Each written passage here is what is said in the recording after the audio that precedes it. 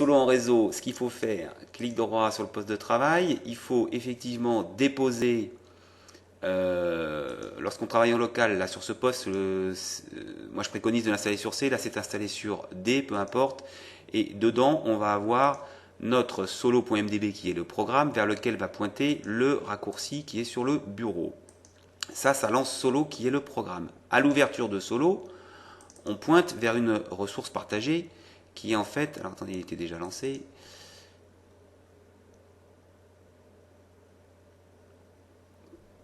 qui ne va donc pas être en local, mais qui va être sur un disque réseau, Z ici. Donc si je vais sur l'explorateur Windows, j'ai dans mon environnement réseau un disque Z. Il suffit de connecter un lecteur réseau sur une partie du serveur ou sur le parti d'un poste fixe et que ce nom de réseau soit le même pour tout le monde, en l'occurrence Z, et je vois un sous-dossier solo. Ici, il y a notre base de données qui va être partagée. Donc tout le monde accède en simultané à smcp.mdb à partir de solo, mais il faut bien comprendre que chacun lance en local son C solo.mdb, en l'occurrence sur ce poste, D solo.mdb.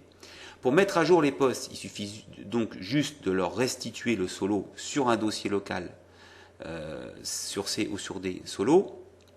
Ici, j'ai pris soin sur le réseau de créer un petit dossier solo dans lequel j'ai remis les quelques fichiers dont on a besoin sur le disque local, que sont l'icône pour mettre sur le bureau, le logo éventuellement, le TeamViewer pour faire la télémaintenance sur les postes, et surtout la dernière version de Solo installée sur un des postes. Donc en fait, il suffit ensuite, pour mettre à jour un poste, de venir sur Z, de prendre ce Solo et de le tirer sur C ou sur D, et de faire le raccourci vers le bureau.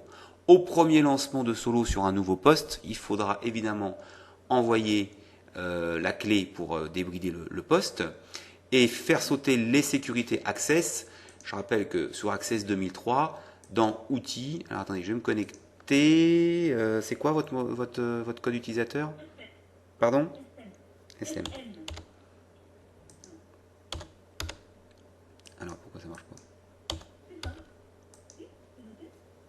Ah ben moi je le vois pas. Ok.